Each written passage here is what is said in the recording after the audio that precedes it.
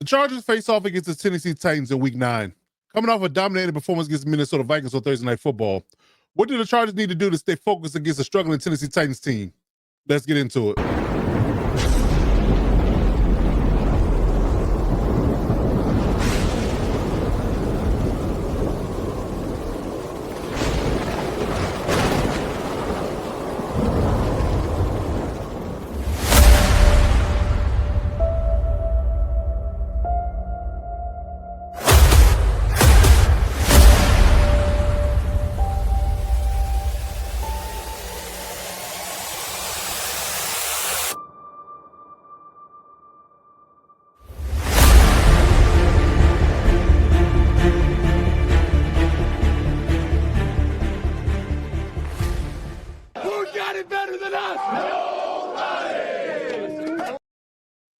All right, so the Chargers going into Tennessee this weekend, early game, Midwest game, on travel, business trip.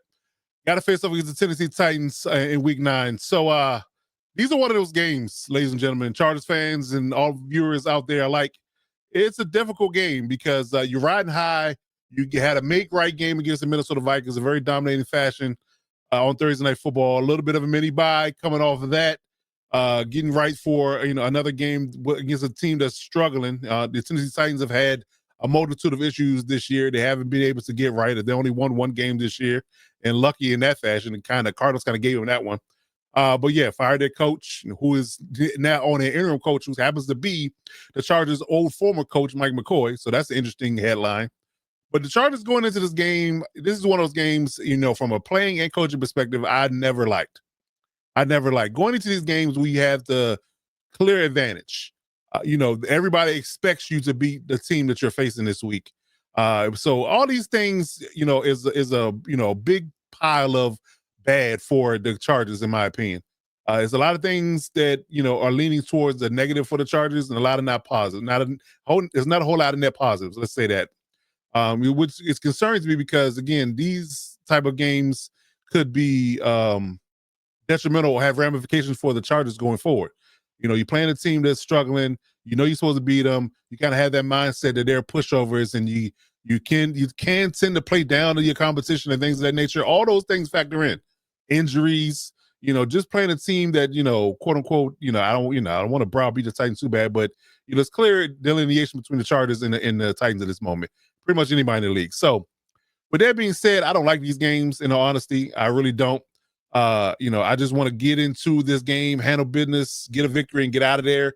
Very simplistic. I'm not trying to break records. I'm not trying to put up a whole lot of points. I'm just trying to get on the plane, go win the game, and come on home, unscathed if possible. So we'll see how things flow. And I'm going to get into my keys of victory at the end of this to tell you exactly how I think the Chargers can accomplish that, particular feat. But but let's do some house cleaning. Let's talk about some front office stuff. Let's talk about some trade rumors, injury report, and then we'll get into the keys of victory, and then we'll get up on out here. But starting off with the front office stuff, there's the trade deadline is I guess you can say 4 to 5 days away. It is Friday at this moment. So Tuesday is the deadline. So after this game, come Tuesday afternoon, the trade deadline will be up. So with that being said, I put a poll out on the YouTube channel, and it's definitely not close. But I put a poll out that said, what is the most needed position that the Chargers should trade for? Running back was one, offensive line, defensive line, and cornerback. And clearly, everybody that's been paying attention to that poll votes O-line. So, which I understand completely. I really do. I just didn't think it would be that big of a delineation, right? But yeah, offensive line is definitely the most highly sought after position from the fans. So yeah, that's definitely a winning formula of 78% at this moment, and it's still growing because the poll is still up. So if you want to go vote for it, please, by all means, do so. So let's go over some guys that are in the trade market, or who could be dealt or been rumored to be dealt by Tuesday deadline. So we're gonna go through a few positions here. All the positions I listed there. So potential trade candidates, of course, Breece Hall's name's been floated around there a lot. He's on the last year of his deal with the Jets, and I'm not sure if they feel like they want to move forward with him. So he could be dangling out there to be had for a trade. Damian Pierce from the Texans, he's been another name that's been he's kind of odd man out in Houston, so his name has been dangled. Andres Pete from the Saints, offensive guard. His name has been out there in trade rumors. Jack Conklin, who's an older statesman in a sense. He's an offensive tackle from the Browns. His name's been out there. Jeffrey Simmons, defensive tackle, although the Titans claim that he's not up for trade, but that's always smoke and mirrors until the right offer comes about, right? Just in the last 24 hours, McKinley Jackson from the Bengals, the third person on the Bengals that's requested a trade this season so far. 330-pound defensive tackle in the second year, former third round pick for the Bengals. He requested a trade. Tariq Woolen, they're talking about him as being a potential trade candidate because he's on his last year of his deal, and we're not sure what the secondary that they have. Do they need him and do what they want to pay him? So he could be a trade candidate. And Alontae Taylor from the Saints as well, another cornerback that could be dealt by the trade deadline. So, let me know in the comments how you feel about these guys. Who would you most rather have on your team? Who's the most feasible? Who do you think will be a person that could be traded for, could be on the Chargers by next week? So for my money, I would go conservative a bit because, again, looking at the running backs, I'll go this real quick. Running backs, we still got Amari Hunter coming back at some point. Kamani Vidal still doing business. He's doing work there. So we have Jared Patterson in the tuck is a reserve. So I would say I will go conservative if I did running back. I will go Damian Pierce instead of Breece Hall because Breece Hall is going to command a different price tag.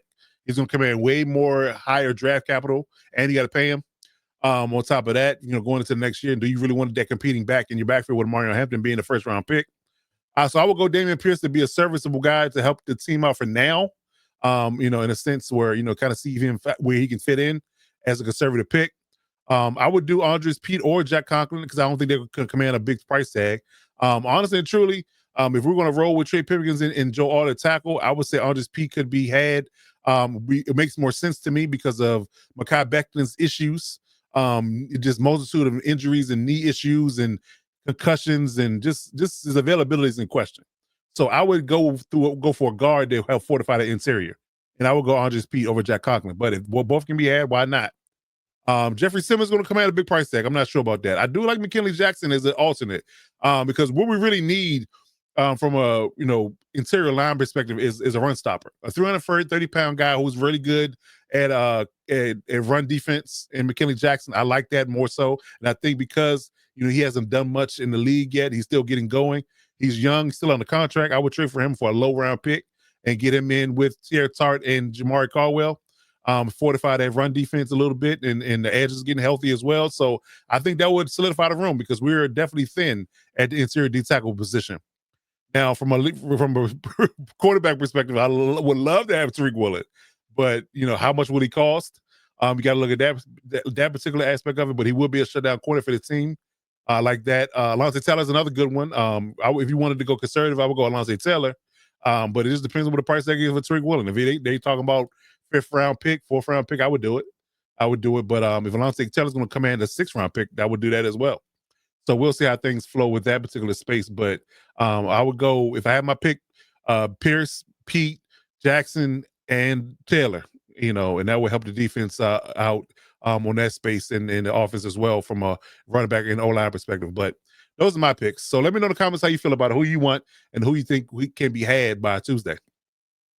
So getting into the injury report, as we talk about teams, there's players that's actually on teams right now on our team. Of course, Marion Hampton is still in a boot on IR. He's not close to returning yet. I think we're about 3 to 4 weeks before we see him, to be honest. So the next 4 to 5 games, we're probably not going to see him.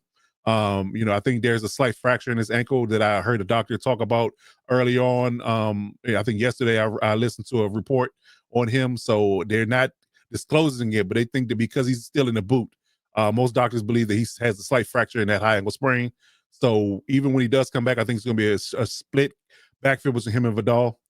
Son Haskins still not practicing with a knee injury. He's still out there. So I think we're going to get another Kamani Vidal and Jared Patterson tandem this week. Lab McConkey popped up on the injury report, kind of interesting with a calf issue, limited in practice. So hopefully they'll be cautious with him because I don't want to see him have any lingering issues. Calves are tricky, man. If you don't rest them properly and heal them up properly, they could end up with more serious issues. And we do not want to lose Ladd at all. So that is an issue. Will Dissly, another slight illness, not limited in practice. I think he'll be okay. I think him and Cam Hart both will be okay, assuming the illness isn't lingering. But they both didn't practice. Well, Disley practiced and Cam Hart didn't.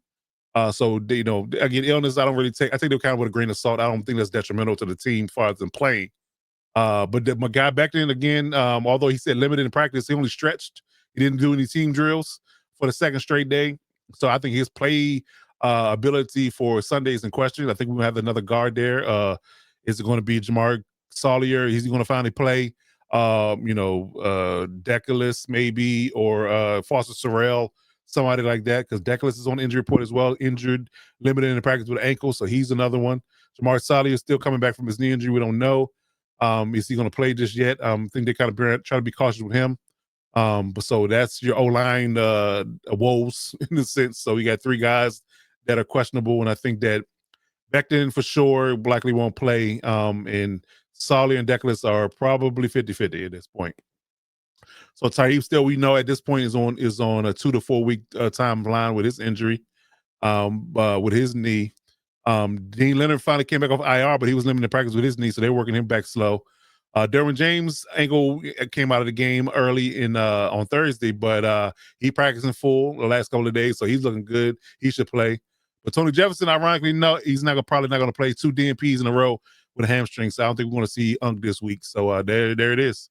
So hopefully we get these guys back, and there's no seriousness here with long-term issues outside of Taheem still. But yeah, so we'll see how things grow. But I think the reserves should handle business at least for this week. All right, so getting over to the keys of victory for the Titans game. Like I said, this game is an interesting one. I don't like it because again, it's a very has negative connotations for the Chargers, and it's not really anything to be gained from this outside of another win in the column. These type of games you could really play to the issue where you may come out with injuries and things like that. Hopefully not. But I just don't like these type of games because they can get ugly and can cause the Chargers some long-term woes or long-term strife when it really shouldn't. So what we need to do is just go out there and handle business. In all honesty, don't be cute about anything. Just get out there and handle business early and often. Get the game over with as soon as possible. And, and play conservative ball and just get out of there and get back home. And to get ready for Pittsburgh next week. But first and foremost, don't play down the competition. Don't leave these guys in the game. Handle business early. Establish everything up front. Establish the trenches early. Don't get cute and run the ball.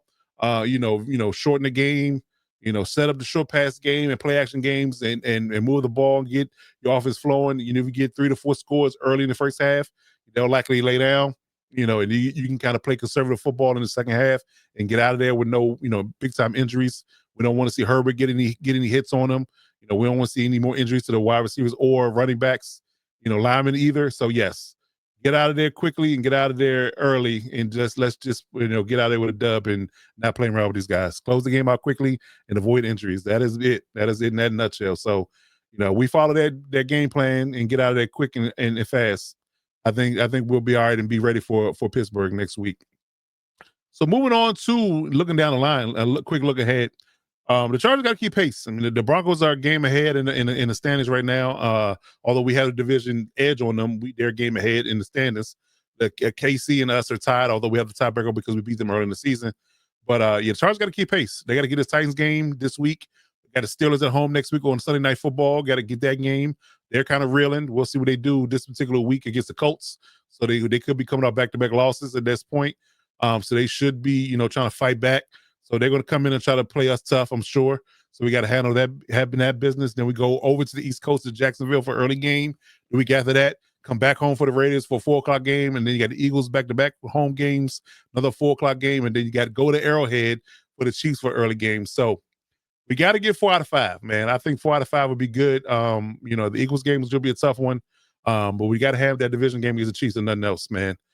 So yes. So the next 5 games are very crucial and very pertinent to handle business and get as many wins as you can. 5-0 is great, but 4-1 I think it should be the goal, if nothing else.